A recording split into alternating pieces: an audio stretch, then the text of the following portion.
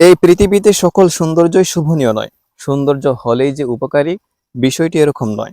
বাংলাদেশে প্রায় 5,500 আগাছা জাতীয় উদ্ভিদ রয়েছে, যেগুলোর মধ্যে সবগুলোই ভেষজ গুণসম্পন্ন। কিন্তু আমার সামনে যে উদ্ভিদটি দেখতে পাচ্ছেন, এই উদ্ভিদের কোনো ভেষজ গুণসম্পন্ন ক্ষমতা এখনো খুঁজে পাওয়া যায়নি। এই গাছের বাংলা নাম হলো সিঙ্গাপুর ডেইজি।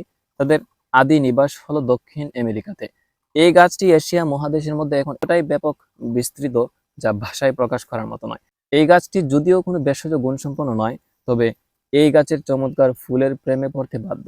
দেখতে অনেকটাই সূর্যমুখী ফুলের মতো বিদায় এটিকে সূর্যমুখী ফুলের পরিবারের অন্তর্ভুক্ত করা হয়েছে। প্রত্যেকটা ফুলেই 12 থেকে 15টি পাপড়ি। কিন্তু যাই হোক না কেন, এই গাছের কোনো ভেষজ গুণসম্পন্ন ক্ষমতা নেই।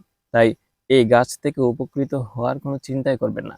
এই গাছটি মাটির উর্বর ক্ষমতাকে নষ্ট করে দেয় এবং আশপাশের সকল উদ্ভিদের সক্রিয়তাকেও নষ্ট করে দেয়। তাই বাগানের আশেপাশে এই গাছকে কখনো স্থান দেওয়া যাবে না।